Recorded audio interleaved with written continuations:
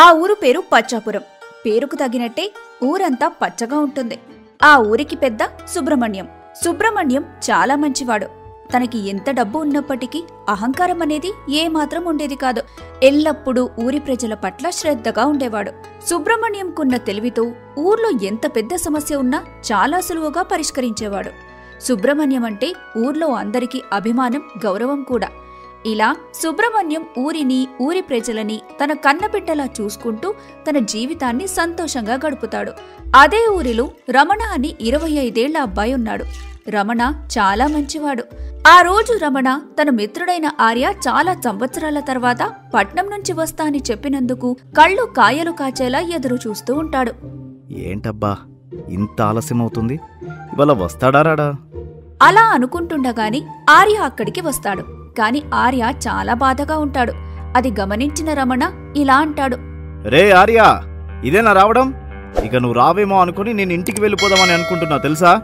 అమ్మ నాన్న అంతా కుశలమేనా? చెల్లెలా ఉంది? నేను ఇన్ని మాట్లాడుతున్నా నీలో ఉలుకు పలుకులేదేంట్రా అని రమణ అనగాని ఆర్య తన భ్రమలో నుంచి బయటకి వచ్చి తడబడుతూ, అది అది అది అది ఏంట్రా? అమ్మ నాన్న ఇలా ఉన్నారా అనే కదా అడిగాను. ఓ, అమ్మ నాన్న వాళ్ళు బాగానే ఉన్నారు. ఇంతకీ నువ్వెలా ఉన్నావు? మీ అన్నయ్య వదిన అంతా కుశలమేనా? అదంతా సరే కానీ నువ్వు ఎందుకని అలా కంగారుగా మాట్లాడుతున్నావు? ఏమైనా సమస్య? సమస్య? ఏం సమస్య? అదేం లేదు. ప్రయాణం చేసి అలసిపోయాను కదా, అందుకే. మనం ఇంటికి వెళ్దామా? అలాగా, సరే, నేను నా ఇంటికి తీసుకుని వెళ్తాను. ఇక ఇద్దరూ కలిసి ఇంటికి వెళ్తారు. అదేంట్రా ఇక్కడికి తీసుకుని వచ్చావు? మీ అన్నయ్యకి నీకు గొడవైంది కదా, మళ్ళీ మీ అన్న ఇంటికే తీసుకుని వచ్చావు? అసలే మీ అన్నకి కోపం ఎక్కువ. అలాగే మీ అన్నయ్య డబ్బు బాగానే సంపాదించాడు కదా, మీ అన్నయ్యకి సోమరితనం పోయిందా ఏంటి? కానీ అదేలా సాధ్యం? అవునరా, మా అన్నయ్య ఇప్పుడు మంచి మనిషిగా మారాడు, అన్ని పనులు చేస్తున్నాడు. కానీ ఆ గొడవ ఇప్పుడు లేదు. మా పెద్దయ్య మాకున్న గొడవకు పరిష్కారం చెప్పాడు. ఇక అప్పటినుంచి మేము ఏ గొడవ లేకుండా సంతోషంగా ఉంటున్నాం. అవునా? చాలా మంచి విషయం. కానీ మీరు ఎవరి మాట వినరు కదా, మీ పెద్దయ్య చెప్పగానే అలా ఎలా విని కలిసిపోయారు? అలా ఆర్య అంటుండగా ఇంతలో రమణ అన్నైన విశ్వ అటువైపుగా వచ్చాడు. ఆర్యని చూసి, అరే ఆర్య, ఎలా ఉన్నావు? ఇదేనా రావడం? అవునన్నయ్య, ఇప్పుడే వచ్చాను. మీ ఇద్దరిని కలిసి చూస్తుంటే చాలా సంతోషంగా ఉంది. సరే సరే, ప్రయాణం చేసి అలసిపోయినట్టున్నావు, వెళ్ళి విశ్రాంతి తీసుకో. రమణ, నువ్వెళ్ళి ఆర్యకి గది చూపించు. నాకు తోటలో పనుంది, నేను అది ముగించుకుని రాత్రిలోగా ఇంటికి వస్తాను. అలాగే అన్నయ్య అని చెప్పి విశ్వ వెళ్ళిపోతాడు. రమణ ఆర్యను తన గదికి తీసుకెళ్తుండగా, రమణ, మీరు కలిశారంటే నేను నమ్మలేకపోతున్నా. నువ్వు మీ అన్నయ్యని ఎంతగా ద్వేషించేవాడివో నాకు తెలుసు. సరేలే, ఎలాగోలా కలిశారు, అది చాలు. కానీ మీ పెద్దయ్య మీ ఇద్దరిని ఎలా కలిపాడు నేను తెలుసుకోవాలని అనుకుంటున్నాను. సరేరా, నేను చెప్తాను, కానీ ఇప్పుడు కాదు. నువ్వు విశ్రాంతి తీసుకో. అలాగేరా. అలా మాట్లాడుకొని రాత్రి సమయం అవుతుంది. అందరూ కలిసి భోజనం చేసి పడుకుంటారు. ఆ మరుసటి రోజు ఆర్య ఉదయాన్నే లేస్తాడు. పశువుల పాకలో ఉన్న రమణ దగ్గరకు వెళ్తాడు. రే రమణ, మీకు ఆవులు కూడా ఉన్నాయా? అవునరా, ఈ మధ్యనే కొన్నాం. దీని పేరు సీత, చాలా మంచిది. నాకు ఈ ఆవు అంటే చాలా ఇష్టం. ఇష్టం మాత్రమేనా, లేదా పెళ్లి కూడా చేసుకుంటావా? వచ్చావో లేదో, అప్పుడే నీ పరాజకాల కార్యక్రమం మొదలు పెట్టావా? సరే సరే రమణ, మనం ఇవాళ ఊరంతా తిరిగి చూసొద్దామా? చాలా సంవత్సరాలైంది. అలాగే ఆర్య, నీ మాట నేనెందుకు కాదంట అని ఇద్దరూ కలిసి ఊరు చూడ్డానికి వెళ్తారు. అలా వెళ్తుండగా ఆర్య, రమణ, ఊరెంత మారిపోయిందిరా. ఊరిలో చాలా వరకు అన్నీ సర్దుకున్నట్లున్నాయి. పంటలు కూడా బాగానే పండుతున్నాయి. మీ ఊరికి నీళ్ల కరువు ఉండే కదా? అవును ఆర్య, నువ్వు చెప్పింది నిజమే.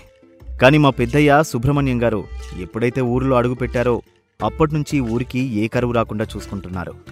మొదట్లో ఒక ఊరి పెద్ద ఉండేవారు కదా, అతను పంటలు పండడం లేదని పక్క ఊరి చెరువు నుండి ఈ ఊరి పంట భూములకు నీళ్లు వచ్చేలా చేశాడు కదా. అవును, మంచిదే కదా. మంచిదే, కానీ ఆ పని సర్కారు అనుమతి తీసుకుని చేస్తే మంచిది. అంటే ఏంటిరా నువ్వు మాట్లాడేది? అవునరా, సర్కారు అనుమతి తీసుకోవడం కాదు, పక్కనున్న ఊరి పెద్దకు కూడా ఒక్క మాట చెప్పలేదు. అంటే నీళ్లు దొంగలించాడనే అర్థం. ఇలా కొన్ని రోజులు గడిచాయి, కానీ ఊరిలో ఎవరికీ ఈ విషయం తెలీదు. ఎండాకాలంలో వర్షాలు పడకపోవడంతో ఆ చెరువులో మిగిలి ఉన్న నీరుతో 2 ఊర్లలోకి నీరు సరిపోలేదు. దాంతో పక్క ఊరి పెద్దకి అనుమానం వచ్చి చెరువుని గమనించాడు. అప్పుడు ఆయనకు నిజం తెలిసింది. మా ఊరికి వచ్చి ఊరి పెద్దని తిట్టారు. మాకిదంతా అర్థం కాలేదు. తరువాత ఆయన ఇలా చెప్పాడు, చూడండి, మీరు వీడిని నమ్మి మోసపోతున్నారు. ఇలా పక్క ఊరి చెరువులో నుంచి నీరు వాడుకుంటే మీకు ఎటువంటి లాభముండదు. దీనివలన రెండూర్లకి ప్రమాదం. వాతావరణం ఎప్పుడు ఒకేలా ఉండదని మేము ఆ నీరుని నిల్వ చేసుకున్నాం. ఇప్పుడు మీ ఊరి పెద్ద తప్పు చేసినందువలన మా ఊరిలో ఉన్న పంట భూములు నీరు లేని కారణంగా ఎండిపోయాయి. అందుకే నేను ఒక నిర్ణయానికి వచ్చాను. మీరు పండించిన ఈ ధాన్యం మా చెరువులో ఉన్న నీరుతో పండింది కనుక మీరు పండించిన పంటలో సగం వరకు మా ఊరికి ఇవ్వాల్సి ఉంటుంది. లేదు అని అంటే నేను మీ ఊరి మీద సర్కారుకు ఫిర్యాదు చేయాల్సి ఉంటుంది. అప్పుడు మీరు పండించిన మొత్తాన్ని మాకు ఇవ్వాల్సి ఉంటుంది. ఇలా అనడంతో ఇంకా ఏం చేయాలో తెలియక మేము పండించిన సగం ఇచ్చాం. అలా జరిగిన కొంతకాలం తర్వాత సుబ్రహ్మణ్యం గారు వచ్చారు. ఇక దాంతో మాకు నీళ్ల సమస్య లేదు. ఇప్పుడు మన ఊరిలో ఒక చెరువు కూడా ఉంది. నేను అక్కడికి తీసుకువెళ్తాను అని ఇద్దరూ కలిసి చెరువు చూడటానికి వెళ్తారు. ఆర్య ఆ చెరువుని చూసి, అరే రమణ, నువ్వంటే ఏంటో అనుకున్నా కానీ చెరువు చాలా పెద్దగా ఉందిరా. మరి మా పెద్దయ్య గారంటే ఏమనుకున్నావు? మాది పచ్చపురం అనే ఊరే కానీ పచ్చదనమే లేకుండా ఉండేది. అప్పుడు సుబ్రహ్మణ్యం గారు ఒక నిర్ణయం తీసుకున్నారు. ఈ ఊరిలో చెట్లు ఎక్కువ నాటాలి అని. అప్పుడు వర్షాలు బాగా పడతాయి కదా. ఊరి ప్రజలు అందరూ కలిసి చెట్లు నాటడం మొదలుపెట్టాం. అనుకున్న విధంగా వర్షాలు కూడా బాగానే పడ్డాయి. సుబ్రహ్మణ్యం గారు వర్షపు నీరుని సేకరించాలి అనుకున్నారు. అందుచేత ఒక చెరువుని తవ్వించాడు. ఆ చెరువు ఇదే. ఇక ఆ రోజు నుండి మాకు నీళ్ల సమస్య లేదు. నువ్వు చెప్పేవి వింటుంటే మీ పెద్దయ్య నిజంగా చాలా మంచివాడ్రా. అలాగే నా సమస్యను కూడా పరిష్కరిస్తే బాగుండు. ఏంటి సమస్య? నీకేమైందిరా? అప్పుడు ఆర్య కొంచెం తడబడుతూ, సమస్య సమస్య ఏమీ లేదే, నేను బాగానే ఉన్నాను. ఆర్య, నాకు అబద్ధం చెప్తున్నావా? ఏమైనా సమస్య ఉంటే నేను మా పెద్దయ్యతో మాట్లాడతా. సమస్య ఏం లేదురా, ఉంటే చెప్తా కదా. చెప్పాల్సిన సమయం వచ్చినప్పుడు ఖచ్చితంగా చెప్తా. సరే, నీ ఇష్టం, కానీ నేనున్నా అని మాత్రం గుర్తుపెట్టుకో. అలాగే లేరా అని చెప్పి ఆర్య సంతోషిస్తాడు. ఇద్దరూ అలా కబుర్లు చెప్పుకుంటూ ఉండగా పుల్లయ్య వస్తాడు. పుల్లయ్య చాలా పేదవాడు, కాని మంచి దుస్తులు వేసుకోవడం చూసి ఆర్య తనని గుర్తుపట్టలేకపోతాడు. పుల్లయ్య ఆర్యని ఇలా అడుగుతాడు, బాబు ఆర్య, ఎలా ఉన్నావు? ఇదేనా రావడం? నన్ను క్షమించండి, నేను మిమ్మల్ని గుర్తుపట్టలేదు. ఎవరు మీరు? అదేంట్రా, నువ్వు పుల్లయ్యని మర్చిపోయావా? ఈయన పుల్లయ్య ఏంట్రా? పుల్లయ్య పేదవాడు, ఇంత మంచి దుస్తులు ఎలా వేసుకుంటాడు? మనం చూడలేదా పాపం పుల్లయ్య ఎంత కటిక దరిద్రాన్ని అనుభవించాడో? మనం అది చూసి కూడా ఏం చేయలేని స్థితిలో ఉండేవాళ్ళం. ఇవి అన్నీ గుర్తున్నాయి, కానీ పుల్లయ్య ముఖం మర్చిపోయావా? చాలా సంవత్సరాలైంది కదా రమణ, మర్చిపోయి ఉంటాడేమో. ఈయన చెప్పింది నిజమే రమణ. మరేం పర్వాలేదురా. సుబ్రహ్మణ్యం గారు పుల్లయ్య అనుభవిస్తున్న బాధని అర్థం చేసుకుని సహాయం చేశారు. అవును, ఆ మహానుభావుడి వలన నేనింత సంతోషకరమైన జీవితాన్ని జీవిస్తున్నా. సుబ్రహ్మణ్యం గారు ఎలా సహాయం చేశారో కొంచెం చెప్తావా పుల్లయ్య? తప్పకుండా చెప్తాను అని చెప్పి పుల్లయ్య తనకు జరిగింది చెప్పడం మొదలు పెడతాడు. పుల్లయ్య రోజులానే కూలీ పనికి వెళ్లి ఇంటికి వస్తాడు. అప్పుడు తన పెద్ద కొడుకైన వంశీ, చూడండి నాన్న, మేమిక ఈ ఇంట్లో ఉండాలి అనుకోవట్లేదు. నేను పట్నం వెళ్ళి వ్యాపారం పెట్టాలని నిర్ణయించుకున్నాను. నాకు పెట్టుబడి కావాలి. అందుకే ఉన్న ఈ చిన్న ఇల్లుని అమ్మి డబ్బు తీసుకోవాలి అని నిర్ణయించుకున్నా. దీంట్లో ఏ మార్పు ఉండదు. అలా అనగానే చిన్న కొడుకు మహేష్, ఏంటి, ఇల్లమ్మి వచ్చిన డబ్బు మొత్తాన్ని నువ్వే తీసుకుంటే నేనేం చేయాలి? కనుక ఇల్లమ్మితే వచ్చిన డబ్బులో నాకు కూడా వాటా కావాలి. నేను కూడా ఆయన కొడుకునే, నాకు కూడా అడిగే హక్కు ఉంది. ఏంటి వాటానా? ఇది పెద్ద రాజభవనం, మరి ఉన్నదే చిన్న గుడిస. దీన్ని అమ్మితే కూడా నేను అనుకున్నంత డబ్బు వస్తుందో రాదో కూడా తెలీదు. అందుకే వచ్చిన డబ్బు మొత్తాన్ని నేనే తీసుకుంటాను. మన ముసలి తండ్రి ఇది సంపాదించడమే ఎక్కువ అంటే నువ్వు వాటా అని వరుసలు కలుపుతున్నావా? అవునా? అయితే నేను చెప్పేది విను. వచ్చిన డబ్బు మొత్తాన్ని నేనే తీసుకుంటా. కొత్తగా వ్యాపారం మొదలు పెడతాను. నా కింద పనిచేసేలా నీకు ఒక ఉద్యోగం కూడా ఇస్తాను. ఎందుకంటే నేను నీ అంత చెడ్డవాడిని కాదులే. అలా ఇద్దరూ డబ్బు నా సొంతమంటే నా సొంతమని గొడవ పడుతూ ఉంటారు. అది చూసి పుల్లయ్య, ఆపుతారా మీ గొడవ? మీ అమ్మ మరణించి 1 సంవత్సరం కూడా కాలేదు. అప్పుడే ఈ ఇల్లు అమ్మకానికి పెట్టారా? నేను ఈ ఇల్లుని అమ్మనివ్వను. చిచ్చి, అసలు మీరు నా కొడుకులేనా? కొన్ని కాగితపు ముక్కల కోసం మనం ఉంటున్న ఇల్లుని అమ్మకంలో పెడతారా? చూడు ముసలోడా, నీలాంటి పేదవాళ్ళకి డబ్బు విలువ తెలీదు. ఒకవేళ తెలుసుంటే వాటిని కాగితపు ముక్కలు అని ఉండవు. నీకేం తెలుసు డబ్బు విలువ? రోజు కూలీ పనికి వెళ్ళి డబ్బు తీసుకొని వస్తావు, కానీ నీకు ఏ విలువ లేదు. కానీ నువ్వు కూలీ పని చేసినందుకు డబ్బులిచ్చే ఆయనకి మాత్రం అందరిలో విలువ ఉంటుంది. అది కేవలం డబ్బు వలనే. చూడు మహేష్, నువ్వు ఆలోచించే పద్ధతి సరైనది కాదు. కోపంలో నోటికొచ్చినట్టు మాట్లాడుతున్నావు. డబ్బే శాశ్వతం కాదు. మనం డబ్బుతో ఏమైనా కొనుక్కోవచ్చు, కానీ సంతోషాన్ని కొనలేము. నా మాటలు అర్థం చేసుకున్నాయన. చాలు, ఇక ఆపండి. మీరు దరిద్రమైన జీవితాన్ని అనుభవించినట్టు మేమలా ఉండలేము. మాకు ఒకరి కింద పని చేయాలని లేదు. ఇక నాకు ఎదురు చెబితే తండ్రి అని కూడా చూడను. అలా వంశీ అనగాని పుల్లయ్యకు గుండె ఆగినంత పనైంది. బాధతో, ఇంత దుర్మార్గానికి మీ ఇద్దరు ఇలా దారి తీస్తారని నేను కలలో కూడా అనుకోలేదు. మీ అమ్మ ముందే చనిపోయి మంచి పని చేసింది. లేదంటే ఈ మాటలు తను వినలేదు. నేను ఇలాంటి కొడుకుల్ని కన్నానా అని బాధపడేది. మీకోసం నేను ఇంత చేశాను, కానీ మీకు జాలనేది లేకుండా పోయాయి. మీరు నాకున్న ఒక్క ఇల్లుని కూడా అమ్మితే ఈ వయసులో నేను ఎక్కడికని వెళ్తాను? మీరు నా మాట వినండి అని పుల్లయ్య అంటుండగాని వంశీ మహేష్ పుల్లయ్య మెడ పట్టుకుని బయటకు గెంటేస్తారు.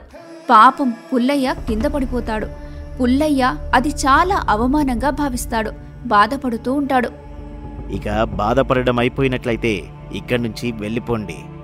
ఈ ఇల్లు ఎలా అమ్మాలో నాకు బాగా తెలుసు. నీ ముసలి ముఖం నాకు ఇకపై చూపించకు. నీతో ఉండాలి అంటేనే నాకు అసహ్యంగా ఉంది. మీరు ఇక్కడి నుంచి వెళ్ళిపోతే మంచిది. నువ్వు ఎక్కడైనా చావు, నాకు అవసరం లేదు అని వంశీ చాలా హీనంగా మాట్లాడతాడు. నిస్సహాయ స్థితిలో ఉన్న పుల్లయ్య అక్కడ్నుంచి లేచి ఏం చేయాలో తెలియక అలా నడుచుకుంటూ ముందుకు వెళ్తాడు. పుల్లయ్య తన కొడుకులే సర్వస్వం అనుకున్నాడు. కాని వాళ్లే ఈరోజు మెడ పట్టుకుని బయటకు గెంటేశారు. జరిగిన అవమానాన్ని పుల్లయ్య తట్టుకోలేకపోయాడు. ఆత్మహత్య చేసుకోవాలని నిర్ణయించుకుని ఊరి చివర ఉన్న బావిలో తన ప్రాణాలను వదిలిపెట్టాలని నిర్ణయించుకున్నాడు పుల్లయ్య. అలా ముందుకు వెళ్తాడు. అక్కడ సూరిబాబు అని ఒక వ్యక్తి ఉంటాడు. పుల్లయ్య బావి వైపుగా వెళ్లడం గమనించిన సూరిబాబు ఇలా అంటాడు. అరే పుల్లయ్య, ఎక్కడికి వెళ్తున్నావు? నేను బ్రతికి ఎవరికి ఉపయోగం రా? నా కొడుకులు నాకు శత్రువుల్లా కనిపిస్తున్నారు. వారిద్దరికీ నాపై కొంచెం కూడా ప్రేమ లేదు. నేను కష్టపడి పిల్లల్ని పెద్ద చేసింది ఇది చూడడానికా? నాకు బ్రతకాలని లేదు. నేను చస్తే అయినా నా బాధ, నా విలువ వాళ్ళకు తెలుస్తుంది. రే పుల్లయ్య, మతిగానిపోయిందా? ఎందుకని ఇలా మాట్లాడుతున్నావు? నీ కొడుకులు నిన్ను వదులుకుంటే మేం లేవా? నువ్వు ఇంత కష్టంలో ఉండి ఈ స్నేహితున్నే మర్చిపోయావా? ఇదేం బాగోలేదు. నువ్వు నాతో ఉండు పుల్లయ్య, నేనున్నా కదా నీకు. లేదురా, నేను నీకు భారం అవ్వాలని అనుకోవట్లేదు. నా కొడుకులకు భారమైంది చాలు. నువ్వు నా మాట వినురా. ఇక అడ్డు తప్పుకో సూరిబాబు. నువ్వు తొందరపడి ఏ నిర్ణయం తీసుకోకురా. నన్ను కాస్త ఆలోచించనివ్వు అని సూరిబాబు ఆలోచనలో పడతాడు. ఇక ఆలోచించింది చాలులేరా. నీ మట్టి బుర్రకి ఏ ఆలోచన తట్టదు. ఇక నా దారి నేను చూసుకుంటాను. నాకొక ఆలోచన వచ్చింది. ఒక పని చేద్దాం. మనం వెళ్ళి పెద్దయ్య గారిని కలుద్దాం. మంచి ఆలోచనే, కానీ ఈ పేదవాడి కష్టం ఆయనకి కనిపిస్తుందా? నా బాధ ఆయనకి వినిపిస్తుందా? పెద్దయ్య గారు సహాయం చేసి బదులుగా ఏమైనా అడిగితే నా దగ్గర ఇవ్వడానికి కూడా ఏం లేదు అని పుల్లయ్య బాధపడతాడు. ఒరే పుల్లయ్య, నువ్వు అతిగా ఆలోచిస్తున్నావు. ఇంకా నువ్వేం మాట్లాడకు. మనం పెద్దయ్య దగ్గరికి వెళ్తున్నాం అంతే. పెద్దయ్య చాలా మంచివారు. ఆయన దగ్గరికి వెళ్తే నీ సమస్యకు ఖచ్చితంగా ఫలితం దక్కుతుంది. కనీసం ఈ ఒక్క మాట అయినా విను పుల్లయ్య. అలాగే సూరిబాబు, నువ్వు ఇంతగా చెప్తున్నావు కదా, వింటాను. అందుకు సూరిబాబు సంతోషిస్తాడు. ఇద్దరూ కలిసి పెద్దయ్య వద్దకు వెళ్తారు. నమస్కారం అండి పెద్దయ్య గారు. నమస్కారం, చెప్పండి. అయ్యా, నా పేరు సూరిబాబు. నేనొక రైతుని. ఇతను నా స్నేహితుడు పుల్లయ్య. మాకు ఒక సమస్య అని సూరిబాబు జరిగిన విషయమంతా సుబ్రహ్మణ్యం గారికి వివరించాడు. అప్పుడు సుబ్రహ్మణ్యం, ఏంటి, నీ కొడుకులు అంత నీచానికి దారితీశారా? కన్న తండ్రికి గతి పట్టించారంటే వాళ్ళసలు మనుషులే కాదు. వాళ్ళకి తగిన శిక్ష నేను విధిస్తాను. నువ్వు బాధపడకు పుల్లయ్య. ధనం విలువ, నీ విలువ అర్థమయ్యేలా నేను చేస్తాను. మరోసారి ఇలా చేయాలంటే వాళ్ళకు వణుకు రావాలి. అయ్యా, వాళ్ళని ఎక్కువ బాధ పెట్టకండి. నేను తట్టుకోలేను. అసలే వారు తల్లి లేని పిల్లలు. ఒరే పుల్లయ్య, నువ్వు మళ్ళీ వాళ్ళని వెనకేసుకురాకు. వాళ్ళు చిన్నపిల్లలు కాదు తప్పు చేస్తే సదురుకుపోవడానికి. చిన్నప్పుడే వాళ్ళు తప్పు చేసినప్పుడు 4 దెబ్బలు తగిలిస్తే దారికి వచ్చేవాళ్ళు. నువ్వు అలా చేయలే కాబట్టే నీకు ఇవాళ ఈ గతి పట్టింది. పెద్దయ్య గారు ఏం చేసినా మన మంచికే చేస్తారు. నువ్వు కొద్దిసేపు నోరు మూసుకునుండు. చూడు పుల్లయ్య, నీ తండ్రి ప్రేమని నేను అర్థం చేసుకోగలుగుతాను. కానీ నీ ఇద్దరు కొడుకులకి ఒక గుణపాఠం నేర్పడంలో తప్పులేదు. వారి అహంకారం, డబ్బుపై ఉన్న పిచ్చిని అంతం చేయాలి. లేదంటే వాళ్ళు ఇంకా ఏం చేస్తారో. అలా సుబ్రహ్మణ్యం గారు చెప్పిన మాటలు విన్న తర్వాత పెద్దయ్యపై పుల్లయ్యకు దృఢమైన నమ్మకం కలుగుతుంది. అలా పెద్దయ్య చెప్పిన దానికి సరే అని చెప్తాడు. ఇక నువ్వు ఈ విషయాన్ని నాకు వదిలిపెట్టు పుల్లయ్య, నేను చూసుకుంటాను. మరి నువ్వు ఇప్పుడు ఎక్కడుంటావు? సరే, ఒక పని చేయి. నేను తోటమాలి కోసం కొద్ది రోజులుగా వెతుకుతున్నాను. ఒకవేళ నీకు ఇష్టమైతే నువ్వు తోటమాలి పని చేయవచ్చు. మీది చాలా గొప్ప మనసయ్యా. నేను మీ మాటకి ఎదురు చెప్పలేను. సూరిబాబు, నువ్వు వెళ్ళి పుల్లయ్య కొడుకులతో ఇలా చెప్పు అని సుబ్రహ్మణ్యం ఆ విషయాన్ని సూరిబాబుకు చెబుతాడు. సూరిబాబు వెళ్లి పుల్లయ్య కొడుకులైన వంశీ మహేష్తో, ఓరే వంశీ, మీ నాన్న ఈ ఊరు వదిలిపెట్టి వెళ్ళిపోయాడురా. ఎందుకురా మీ నాన్నగారిని ఇంతలా బాధ పెట్టారు? చూడండి బాబాయ్, మీరు ఈ విషయంలో జోక్యం చేసుకోకపోవడం మంచిది. ఇది మా కుటుంబ సమస్య, నీకు అవసరం లేదు. చిన్న పెద్ద అని తేడా లేకుండా ఏంట్రా ఆ మాటలు? ఇదేనా నీ సంస్కారం? చిచి, మీ నాన్న మీకు ఆస్తి సంపాదించి పెట్టలేదేమో కానీ మంచి పేరుని సంపాదించాడు. మీకెంతో ప్రేమను పంచారు, ప్రేమగా చూసుకున్నారు, మీకే కష్టం రానివ్వలేదు. పుల్లయ్య కొడుకులు అంటే ఈ ఊరిలో గౌరవంగా చూస్తారు. కానీ ఏ క్షణమైతే మీరు మీ నాన్నని మెడపట్టుకుని బయటికి ఎంటివేశారో ఆ క్షణం నుంచి మీరొక బండరాళ్ళనే అర్థమైంది. ఇక చాలు బాబాయ్, ఆపండి. ఇప్పటికే చాలా మాట్లాడారు. మీరంటే కొంచెం మర్యాద ఉంది. ఇలాంటి మాటలు చెప్పి ఉన్న మర్యాదని పోగొట్టుకోకండి. మాకు కావాల్సింది డబ్బు. ప్రేమతో మేము ఏం చేసుకోవాలి? ఒక పూట కూడా తిండి పెట్టదు. అదే డబ్బుంటే ఏమైనా చేయొచ్చు. మీకు డబ్బు పిచ్చి పట్టింది. అది అంత మంచిది కాదు. అది మిమ్మల్ని దహించి వేస్తుంది, జాగ్రత్త అని చెప్పి సూరిబాబు సుబ్రహ్మణ్యం గారింటికి వెళ్తాడు. అక్కడ జరిగింది మొత్తం పెద్దయ్యకు చెప్పాడు. ఇప్పుడు నాకు పూర్తిగా అర్థమైంది, వారికి మానవత్వం అనేది పూర్తిగా అంతరించింది అని. అయితే సూరిబాబు, నువ్వు ఒక పని చేయి. పుల్లయ్య నా దగ్గర పని చేసినట్టు ఎవరికీ చెప్పకు. ఇది రహస్యంగానే ఉండాలి. సూరిబాబు అలాగే అని చెప్పి ఇంటికి వెళ్ళిపోతాడు. పెద్దయ్య ఒక ప్రణాళికను ఆలోచిస్తాడు. మధ్యాహ్నం అవుతుంది. ఇదే సరైన సమయం అనుకొని సుబ్రహ్మణ్యం గారు పుల్లయ్య కొడుకుల వద్దకు వెళ్తాడు. చూడండి బాబు, నేను ఈ ఊరి పెద్దను. మీరు ఈ స్థలం అమ్మకానికి పెట్టారంట కదా? మీ గురించి తెలియకపోవడం ఏంటి పెద్దయ్యా? నేను ఈ స్థలాన్ని కొనాలి అనుకుంటున్నా. ఎంత ధరకు ఇస్తారు? మీరు ఈ స్థలాన్ని కొనాలని అనుకుంటున్నారా? చాలా మంచి విషయం ఇది. కానీ ఈ స్థలమే ఎందుకు? అది నాకు తెలిసిన పాలేరు ఒక వ్యక్తి ఉన్నాడు. తను నాకు చాలా సహాయం చేశాడు. అందుకు ఈ స్థలాన్ని కానుకగా ఇవ్వాలని అనుకుంటున్నాను. మీరు ఇస్తా అంటే చెప్పండి, నేను కొనుక్కుంటాను. అలా మాట్లాడుతూ ఆ స్థలం ధర మాట్లాడుకుంటారు. పెద్దయ్య కూడా ఆ స్థలానికి తగ్గ ధర చెల్లిస్తానని చెప్తాడు. అలా సుబ్రహ్మణ్యం భూమి తాలూకు కాగితాలను సిద్ధం చేయమంటాడు. దానికి మహేష్, కానీ పెద్దయ్య, ఇప్పుడు భూమి పత్రాలు సిద్ధం చేయాలి అంటే చాలా సమయం పడుతుంది. అందుకని మీరు ముందుగా మాకు కొంత డబ్బు ఇవ్వండి. మేము దీంతో వ్యాపారం చేసుకోవాలి. అందుకు మాకు ఎక్కువ సమయం లేదు. మహేష్ అలా చెప్పగానే సుబ్రహ్మణ్యం తనకొక అవకాశం దొరికిందని భావించి, అలాగే మహేష్, నువ్వు చెప్పినట్టే చేద్దాం. ఇదిగో ఈ డబ్బు తీసుకో అని సుబ్రహ్మణ్యం కొంత డబ్బు చేతిలో పట్టుకున్నాడు. ఆ డబ్బు చూడగానే వంశీ ఇంకా మహేష్లు చాలా సంతోషించారు. అంత డబ్బు మొదటిసారి చూసి ఆశ్చర్యపోయారు. కానీ ఈ డబ్బు నేను మీకు ఇవ్వాలి అంటే మీరు ఈ పత్రాలపై మీ సంతకం పెట్టాల్సి ఉంటుంది. ఇదిగో అవే ఈ పత్రాలు అని సుబ్రహ్మణ్యం చూపించగాని వంశీ మహేష్ ఏమాత్రం ఆలోచించకుండా ఆ పత్రాలపై సంతకం చేశారు. వారు పత్రాలపై సంతకం చేయగాని సుబ్రహ్మణ్యం ఆ డబ్బుని లోపల పెడతాడు. ఇద్దరూ కంగారు పడతారు. అదేంటి పెద్దయ్య మీరు చేసింది? డబ్బెందుకు ఇవ్వడం లేదు? డబ్బా? ఏం డబ్బు? నేను మీకెందుకు ఇవ్వాలి? ఏం తెలియనట్టే మాట్లాడుతున్నారేంటి పెద్దయ్య? మా స్థలం కొనడం కోసమని మీరు మాకు డబ్బు ఇస్తా అని చెప్పారు కదా. ఓ, ఆ విషయమా? కానీ ఇప్పుడు ఈ స్థలం నాది. మీ దగ్గర కొనుక్కోవాల్సిన అవసరం నాకు లేదు. మీ స్థలం ఏంటి? మీ స్థలం? చూడండి, మీరు నా దగ్గర మోసపోయారు. అందుకు పెద్దవాళ్ళు అంటూ ఉంటారు, ఒక పని చేసేటప్పుడు ముందు వెనుక చూసుకోవాలి అని. మీరు ఇప్పటిదాకా సంతకం చేసిన కాగితాలు ఈ స్థలంవి. మిమ్మల్ని మాయ చేసి డబ్బు ఆశ చూపించి మీకు తెలియకుండానే ఈ స్థలాన్ని నా సొంతం చేసుకున్నాను. ఇది విన్న ఆ ఇద్దరూ ఆశ్చర్యంతో నోరెళ్లబడతారు. ఛీ, అసలు నువ్వు పెద్ద మనిషివేనా? ఇలా మోసం చేయడానికి నీకు సిగ్గుగా లేదా? మేం పేదవాళ్ళమని తెలిసి మా బలహీనతను చూపించి ఇంతటి మోసం చేస్తావా? ఊరంతా నిన్ను దేవుడని పూజిస్తారు, కానీ నువ్వు మాత్రం చేసేది ఇదా? నేను చేసింది మోసమని మీకు ఇప్పుడు గుర్తుకు వచ్చింది. నేనెవరో మీకు తెలియదు, కానీ నేను మోసం చేశా అని తెలిసి నన్ను నిందిస్తున్నారు. డబ్బు దక్కలేదు అని బాధపడుతున్నారు. నన్ను ఏదో చేసే అంత కోపం మీ కళ్ళల్లో కనపడుతుంది. కానీ మీరు ఒక్కసారైనా ఆలోచించారా మీ నాన్న ఎంత బాధపడ్డారో? మీరు ప్రేమ పేరుతో మోసం చేశారని తెలిసి కూడా మిమ్మల్ని ఒక్క మాట కూడా అనలేదు. చిన్నపిల్లలు మెల్లిగా తెలుసుకుంటారని ఎదురుచూశాడు. కాని దుర్బుద్ధి మారలేదు. పాపం మీ నాన్నని మెడపట్టుకుని గెంటివేశారు. దానికి తట్టుకోలేని మీ నాన్న ఆత్మహత్య ప్రయత్నం చేశాడు అని సుబ్రహ్మణ్యం బాధపడుతూ చెబుతాడు. ఆ ఇద్దరిని సుబ్రహ్మణ్యం గారు తిడుతూ ఉండగా సూరిబాబు వస్తాడు. వారిద్దరూ అసలు మనుషులే కాదు పెద్దయ్య. మీరెన్ని చెప్పినా బండరాలలో చలనం ఉండదు. పుల్లయ్య ఏ జన్మలో ఏ పాపం చేశాడో ఇప్పుడు ఈ జన్మలో ఇలా అనుభవిస్తున్నాడు. పుల్లయ్యతో ఏ పరిచయం లేని మీరే ఇంత బాధపడుతున్నారు. కానీ ఈ ఇద్దరిలో మాత్రం ఎటువంటి స్పందన లేదు. ఈ ఇద్దరికి బుద్ధి వస్తుందనే నమ్మకం నాకు లేదు పెద్దయ్య.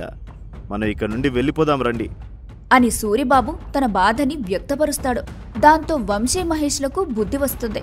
వారు తప్పు తెలుసుకుంటారు. వారు చేసిన తప్పుకు ప్రాయశ్చిత్తం చేసుకోవాలని అనుకుంటారు.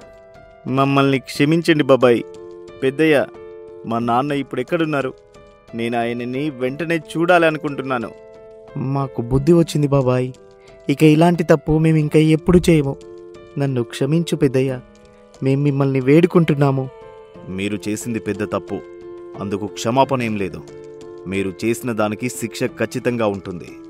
అలాగే పెద్దయ్య, మీరు చెప్పినట్టు చేస్తాం. కానీ మాకు మా నాన్నని చూడాలనుంది.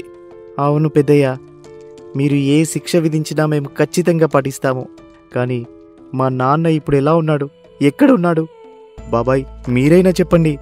అలా వాళ్లు బాధపడటం చూడలేక సూరిబాబు నిజం చెప్దామని మాట్లాడబోతుండగా సుబ్రహ్మణ్యం, అది మీ నాన్న లేడు అని సుబ్రహ్మణ్యం చెబుతాడు. అలా సుబ్రహ్మణ్యం ఎందుకు చెప్పాడు? తరువాత కథని తెలుసుకోవడానికి మా ఛానల్ని సబ్స్క్రైబ్ చేసుకుని మరొక వీడియో కోసం బెల్ ఐకాన్ని క్లిక్ చేయండి. Thanks for watching. మొదటి భాగంలో పుల్లయ్య పిల్లలు సుబ్రహ్మణ్యంతో మాట్లాడి వాళ్ల తప్పు తెలుసుకుని మా నాన్నగారిని చూడాలని అడగ్గా మీ నాన్న ఇక లేడని సుబ్రహ్మణ్యం అన్న మాటలు విని వంశీ ఇలా అంటాడు. లేడా అంటే మీరు చెప్పిన దానికి అర్థం ఏంటి పెద్దయ్యా? అంటే సూరిబాబు నా సాయం కోరొచ్చినప్పుడు నేను చాలా బాధపడి పుల్లయ్యన్న చోటుకి వెళ్ళాను. కానీ అక్కడ ఆయన లేరు. చుట్టుపక్కల మొత్తం వెతికాం. కానీ కనిపించకపోవడంతో చాలా బాధపడ్డాం. కానీ మీకు బుద్ధి రావాలి అని మేము ఈ నాటకం ఆడాం. కానీ పెద్దయ్యా. అవును సూరిబాబు, నువ్వు కూడా అదే చెప్తున్నావు కదా అని సుబ్రహ్మణ్యం కన్ను కొడతాడు. అది అర్థం చేసుకుని సూరిబాబు, అవును పెద్దయ్య, నేను అదే చెప్పాలి అనుకున్నాను. కానీ పెద్దయ్య, వీరికి ఏ శిక్ష వేస్తారు? నేను వాళ్లకు శిక్ష విధిస్తున్నా. ఒక 6 నెలల కాలం వరకు నా పొలంలో ఇద్దరూ కలిసి పనిచేయాలి. అది కూడా రోజంతా. ఒకవేళ శిక్ష నుండి తప్పించుకోవాలని చూస్తే 1 సంవత్సరం కాలం శిక్షను పొడిగిస్తాను. ఇక పని చేసినందుకు నేను 1 రూపాయి కూడా ఇవ్వను. నాకు ఉచితంగా పనిచేసి పెట్టాలి. అంత కఠినమైన శిక్ష? చిన్నపిల్లలు పెద్దయ్య, తెలియక తప్పు చేశారు. శిక్ష కొంచెం తగ్గించండి. లేదు సూరిబాబు, నా శిక్షలో ఏ మార్పు ఉండదు. మరొక్క మాట, ఈ ఇంట్లో ఎవరూ ఉండడానికి వీల్లేదు. అయ్యో, మరి ఎక్కడనే ఉంటారు పెద్దయ్య? పెద్ద మనసు చేసుకుని ఆలోచించండి. ఇక నా మాటకి తిరుగులేదు సూరిబాబు. ఇక చాలు. నువ్వు వారికి సహాయం చేయాలని చూస్తే నీకు కూడా ఇదే శిక్ష విధించాల్సి ఉంటుంది అని చెప్పి సుబ్రహ్మణ్యం వెళ్ళిపోతాడు. సూరిబాబు వంశీ మహేష్ని జాలిగా చూసి, నేను మీకు ఏ సహాయం చేయలేనురా. ఇక నేను వెళ్తాను. మీరు జాగ్రత్త. పర్వాలేదు బాబాయ్, మేము చేసిన తప్పుకు ప్రాయశ్చిత్తం ఇలా అయినా దక్కుతుందేమో. ఇలా వంశీ మహేష్ తాము చేసిన తప్పు తెలుసుకుంటారు. ఇక ఆ రోజు నుంచి సుబ్రహ్మణ్యం గారి పొలంలో ఆ ఇద్దరు అన్నదమ్ములు ఉచితంగా పనిచేస్తారు. అలాగే ఒక పక్క తమ తండ్రిని కూడా వెతుకుతూ ఉంటారు. కాని పుల్లయ్య కనిపించడు. అలా 6 నెలలు గడుస్తాయి. వారికి తండ్రి విలువ తెలిసి వస్తుంది. డబ్బుపై అత్యాశ పోతుంది. ఒకరోజు అన్నదమ్ములకు పెద్దయ్య నుంచి కబురు వస్తుంది. ఇద్దరూ కలిసి పెద్దయ్య వద్దకు వెళ్తారు. వంశీ, మహేష్ ఎలా ఉన్నారు? బాగానే ఉన్నాం పెద్దయ్య. ఏంటి ఇద్దరు ఏదో బాధలో ఉన్నట్లున్నారు? అదేం లేదు పెద్దయ్య, మా బాధ అంతా మా నాన్నగారి గురించే. మీరు కబురు పెట్టారంట. అదేం లేదురా, మీ శిక్ష పూర్తయింది. ఇదిగో ఇన్ని రోజుల మీ కష్టానికి ఫలితం. ఈ డబ్బు తీసుకోండి. మాకు డబ్బు వద్దు పెద్దయ్య. మేము చేసిన తప్పుకు ప్రాయశ్చిత్తం చేసుకున్నాము, అది చాలు. అవును పెద్దయ్య, మేము ఈ డబ్బు తీసుకోము. ఇదే డబ్బు కోసం మేము మా తండ్రి గారిని చాలా బాధ పెట్టాము. అది ఇంకా మా కళ్ళలోనే ఉంది. మాకు డబ్బు వద్దు పెద్దయ్య. పర్లేదురా, తీసుకోండి. ఇది మీ కష్టార్జితం. ఇది తీసుకోవడంలో తప్పేం లేదు. అలాగే మీ ఇంటి పత్రాలను కూడా ఇస్తున్నా. ఇక సంతోషంగా ఉండండి. మా నాన్నగారు లేకుండా మాకు సంతోషం ఉండదు పెద్దయ్య, మన్నించండి. ఇలా మాట్లాడుతూ ఉండగా సుబ్రహ్మణ్యం గారికి అర్థమవుతుంది, నిజంగా వంశీ మహేష్ మారిపోయారని. పెద్దయ్యకు పూర్తి నమ్మకం కలుగుతుంది. ఇక వారిద్దరిని బాధ పెట్టాలని అనుకోవట్లేదు. అందుకు, అబ్బా, మీ మంచితనంతో నన్ను చంపుతున్నారా? పుల్లయ్య, ఇలారా అని పిలవగాని వంశీ మహేష్ ఆశ్చర్యంతో చూస్తారు. అక్కడికి పుల్లయ్య వస్తాడు. అది చూసి ఇద్దరు చాలా సంతోషిస్తారు. వెంటనే వెళ్లి పుల్లయ్య కాళ్ల మీద పడి క్షమాపణ తీసుకుంటారు. తన కొడుకులు తమ చెడుబుద్ధిని వదిలినందుకు పుల్లయ్య ఎంతగానో సంతోషపడి సుబ్రహ్మణ్యం గారికి ధన్యవాదాలు తెలియజేస్తాడు. అది బాబు జరిగింది. ఇక అప్పటి నుంచి నా కొడుకులు నన్ను చాలా బాగా చూసుకుంటున్నారు. నన్ను ఏ పని చేయనేయడం లేదు. సుబ్రహ్మణ్యం గారికి నేను ఎప్పుడూ రుణపడి ఉంటాను అని పుల్లయ్య తన కథను పూర్తి చేస్తాడు. ఏదైతే ఏం మంచి జరిగింది. నీ కొడుకులు నీకు ఒక్క పని కూడా చెప్పకుండా ఇద్దరు కలిసి పని చేసి సంపాదిస్తున్నారు. అవునార్య, పుల్లయ్య ఎంత కష్టపడ్డాడో ఇప్పుడు అంతా సంతోషంగా బతుకుతున్నాడు. అవును రమణ, పెద్దయ్య దయ. అలాగే ఆ రోజు నాకు సహాయం చేసిన సూరుబాబుకి కూడా రుణపడి ఉంటాను. అవును, మీ పెద్దయ్య చాలా గొప్పవారు. తన తెలివితో ఈ సమస్యను గట్టెక్కించాడు. కానీ నా సమస్య ఎవరు గట్టెక్కిస్తారో ఏమో. మీకు ఏ సమస్య ఆర్యబాబు? అయ్యో, సమస్య అలా చెప్పానా? అదేం లేదు పుల్లయ్య అని ఆర్య కంగారుగా చెబుతాడు. ఓ అలాగా, సరే రమణ, నేను వెళ్తున్నా. సరే పుల్లయ్య. ఇందాక ఆర్య కంగారుగా మాట్లాడడం గమనించిన రమణ, ప్రే ఆర్య, ఏదైనా సమస్య ఉంటే నాతో చెప్పు. నీలో నువ్వు బాధపడకురా.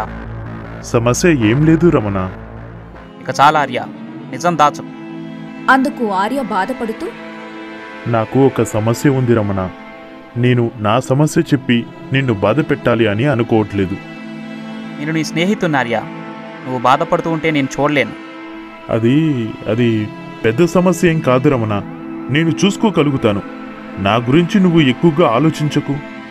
ఇక నీ ఇష్టం ఆర్య, నేను చెప్పాల్సింది చెప్పాను అని రమణ సరేలే వాడే చెబుతాడని అనుకుంటాడు. ఇంతలో ఆర్య మాట మారుస్తూ, అవును రమణ, మన ఊరిలో ఒక స్వామిగారు ఉండేవారు కదా. ఊరు అంతా చూస్తాము, అసలు కనిపించలేదు. ఆ స్వామి మంచివాడు కాదార్య. అది తెలిసిన పెద్దయ్య ఆ ముఠా మొత్తాన్ని ఊరి నుండి వెలివేశారు. ముఠానా? ఏం మాట్లాడుతున్నావురా? అవును, ఆ స్వామి ఒక దొంగ. మన ఊరిలో ఉన్న దేవాలయంలో ఉన్న విగ్రహం చాలా ప్రసిద్ధి చెందింది. ఆ విగ్రహం విలువ 20 తరాలు కూర్చొని తిన్నా ఆ డబ్బు మాత్రం అయిపోదు. చాలా మహిమలు ఉన్న విగ్రహం అది. అయితే ఆ స్వామికి ఈ ఊరి దేవస్థానంపై కన్ను పడింది. ఆ విగ్రహం ఎలా అయినా తన సొంతం చేసుకోవాలి అనే దురాశతో ఒక స్వామి అని చెప్పి వాడి ముఠాతో కలిసి ఈ ఊరిని మోసం చేశాడు. అప్పుడు ఆర్యకు ఒక దురాశ వస్తుంది. ఆ మహిమగల విగ్రహం తాను దొంగలించాలి అని అనుకుంటాడు. తనకున్న సమస్యల్లా దూరమవుతుందని ఆలోచిస్తాడు. కాని ఆ దురాశను రమణకి చెప్పడు.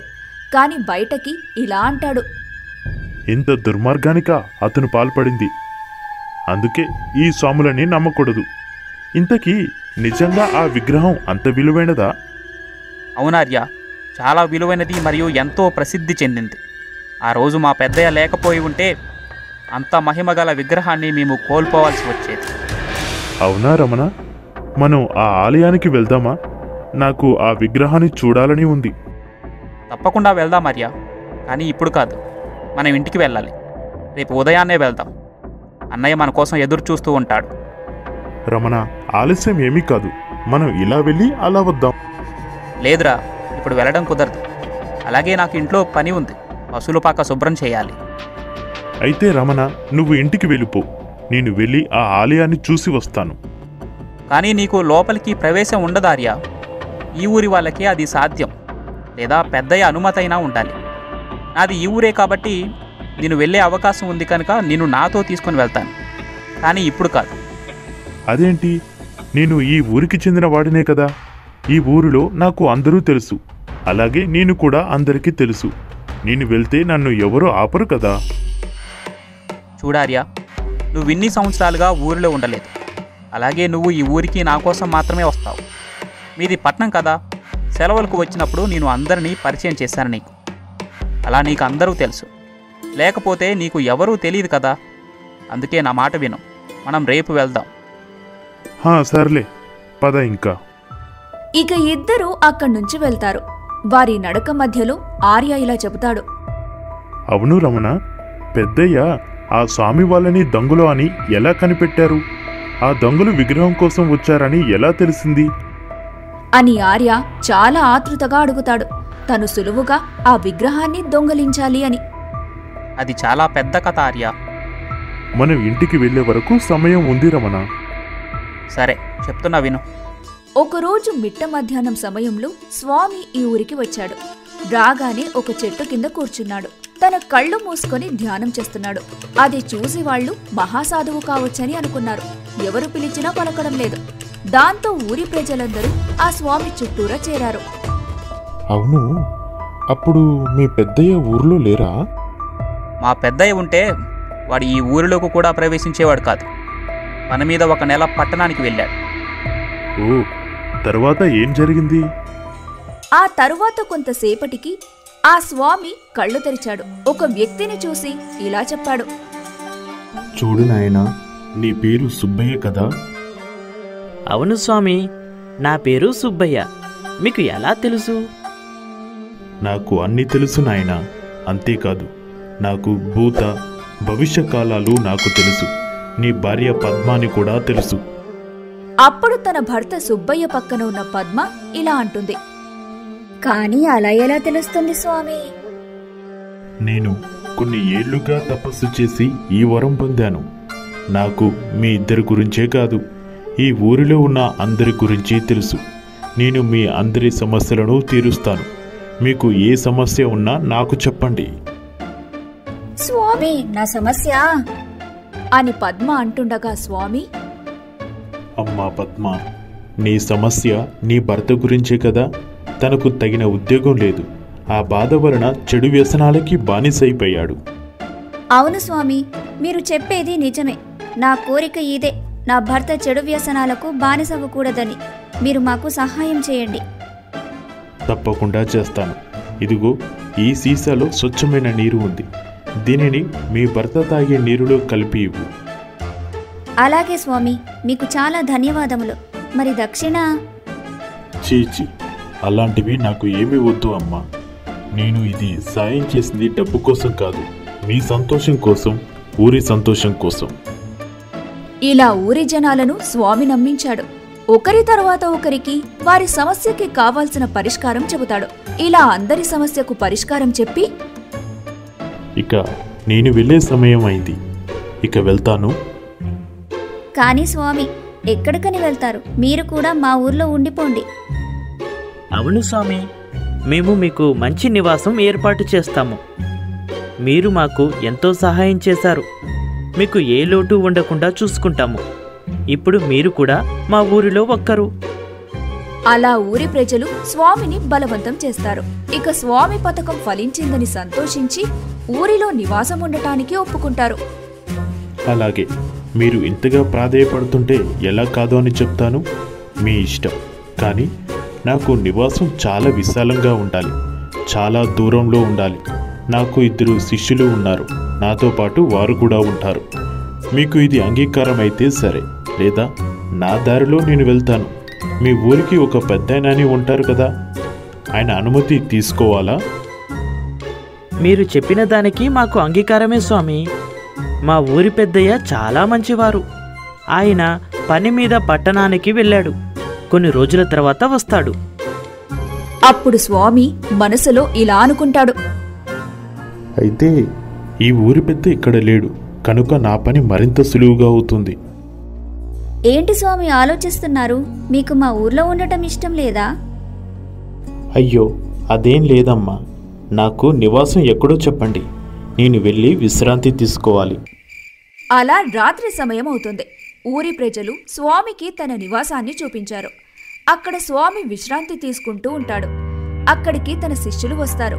వాళ్ళు ఆ స్వామీజీ తోడు దొంగలు. చారి అన్నా, నువ్వేంటి ఇంత ప్రశాంతంగా పడుకొనున్నావు? ఏదో బాబాలాగా వేషం వేశావేంటి?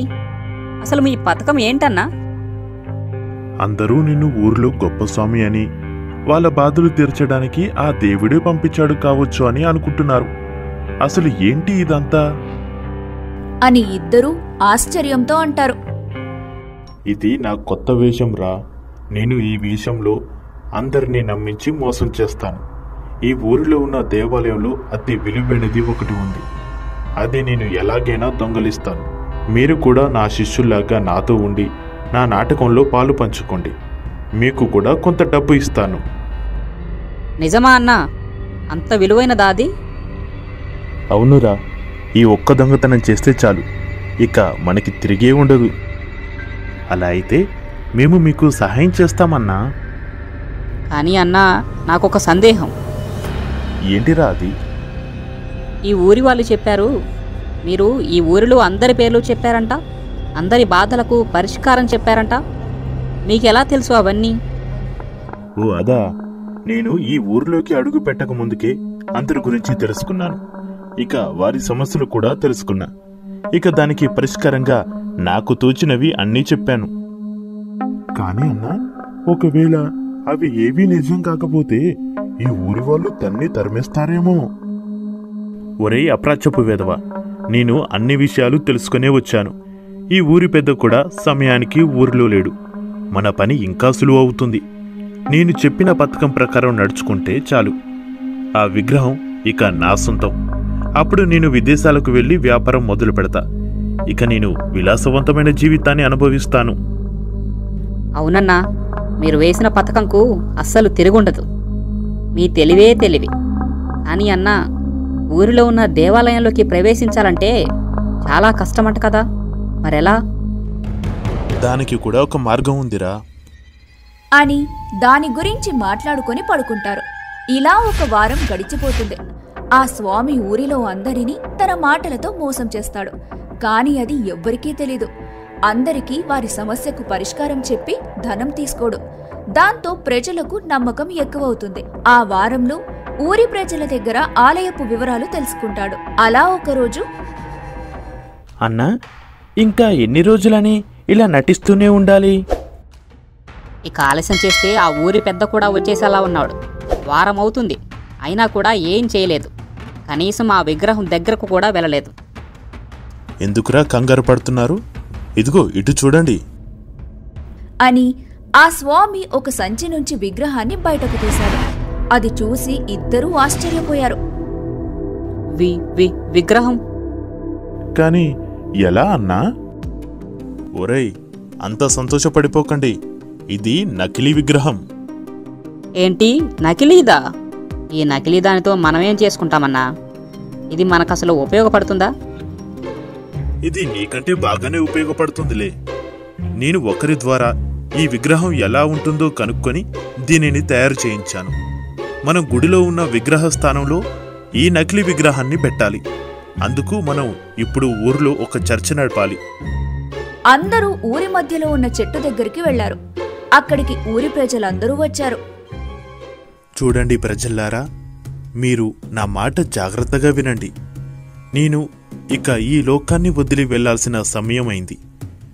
నేను గత జన్మలో చేసిన తప్పు కారణంగా ఇప్పుడు నేను ఈ జన్మలో ఆ తప్పుని సరిదిద్దుకోవాలి. నేను గత జన్మలో చేసిన తప్పుకు పరిష్కారం జీవసమాధి. వెళ్ళిపోయే ముందు ఒక్కసారి మిమ్మల్ని చూద్దామని వచ్చాను. ఇక చూశాను కదా, నేను వెళ్తాను. మీరు అందరూ నన్ను చాలా బాగా చూసుకున్నారు. దానికి ధన్యవాదాలు. ఎందుకని స్వామి ఇలా మాట్లాడుతున్నారు? మీరు మా ఊరికి ఎంతో ఉపకారం చేశారు. మీరు ఇలా జీవసమాధి అవుతుండగా మేము చూడలేం. దీనికి వేరే మార్గమే లేదా చెప్పండి? మీరు మా కష్టాలు తీర్చడానికి వచ్చిన దేవుడు. మిమ్మల్ని ఇలా చూడలేం. ఖచ్చితంగా వేరే మార్గం ఉండే ఉంటుంది కదా. అవునండి, మీరు సరిగ్గానే చెప్పారు. కానీ స్వామిగారు ఆ రహస్యం ఎవరికీ చెప్పడం లేదు. మీ అందరి మంచి కోసం తను జీవసమాధి అవ్వాలి అని నిర్ణయించుకున్నాడు. చూడు శిష్య, నీ మాటలతో వీరిని బాధ పెట్టకు. నేను చూడలేను. ఆ విషయం నువ్వు చెప్పకపోవడమే మంచిది. లేదు గురువుగారు, మేము ఈ విషయాన్ని వీరికి తెలియచేయకుండా ఉండలేము. ఒకవేళ అలా మేము మౌనంగా ఉంటే మిమ్మల్ని కోల్పోవాల్సి వస్తుంది. స్వామిగారు జీవసమాధి కాకుండా ఒక మార్గం ఉంది. అది గురువుగారికి మాత్రమే తెలుసు, కానీ చెప్పడం లేదు. ఏంటి స్వామి, మీరు చెప్పేది నిజమేనా? అవును, నిజమే. అయితే ఆ మార్గమేమిటో చెప్పండి, మేము మిమ్మల్ని బ్రతికించుకుంటాం. చెప్పండి స్వామి, అది ఏమైనా సరే మేము చేస్తాం. ఈ ఊరివారు అందరూ మీకు అండగా నిలబడతారు. నేను గత జన్మలో తప్పు చేసిన కారణంగా ఒక ముని శాపానికి గురయ్యాను. అది ఈ జన్మలో కూడా నన్ను వెంటాడుతుంది. దానికి పరిష్కారం కేవలం 2 మార్గాలు. ఒకటి జీవసమాధి, రెండవది ఈ ఊర్లో ఆలయంలో ఉన్నది మహిమగల దేవుడు కనుక వారిని దర్శనం చేసుకుంటే నాకు శాప విముక్తి అవుతుంది. అయితే రెండో మార్గం మనం చేయడానికి వీలుంది కదా? ఏమంటున్నావు రమణ? అదే స్వామి, మీరు ఆలయంలో ఉన్న దేవుడిని దర్శించుకోవాలనుకుంటున్నారు. అది తప్పేం కాదు. మేము మిమ్మల్ని ఆ దేవుడు దర్శనం చేయిస్తే మీరు జీవసమాధి అవ్వాల్సిన అవసరం ఉండదు. మిమ్మల్ని కాపాడుకుంటాం. మమ్మల్ని కాదనకండి. అవును స్వామి, ఈ ఊరు మీలాంటి గొప్ప సాధువును కోల్పోవాలనుకోవట్లేదు. దయచేసి మీరు మా మాట వినండి. అలా ఊరి వారందరూ బాధపడుతూ ప్రాధేయపడుతుండగా ఒక శిష్యుడు తన మనసులో ఇలా అనుకుంటాడు. మా గురువుగారి గురించి ఏదో అనుకున్నా కానీ మా గురువుగారి తెలివే మామూలుగా లేదు. ఇప్పుడు వాళ్ళ నోటితోనే ఆహ్వానం వచ్చేలా చేశాడు. నటించి మనుషులను గుడ్డిగా మోసం చేయాలి అంటే మా గురువుగారి తర్వాతే ఎవరైనా. అబ్బా, మా గురువుగారికి తిరిగేలేదు అని అనుకుంటాడు. ఇంతలో స్వామి, సరేనాయనా, మీరు ఇంత ప్రాధేయపడితే నేను కాదు అని చెప్పలేకపోతున్నా. సరే, మనం ఆ ఆలయానికి వెళ్దాము అని చెప్పగానే ఊరి ప్రజలు చాలా సంతోషించారు. అప్పుడు స్వామి తన మనసులో ఇలా అనుకుంటాడు. ఈ ఊరిలో ఏంటో అన్నీ నాకు అనుకూలంగా మారుతున్నాయి. అంతా నా మంచికేలే. వెర్రిజనం నేను చెప్పింది గుడ్డిగా నమ్ముతున్నారు.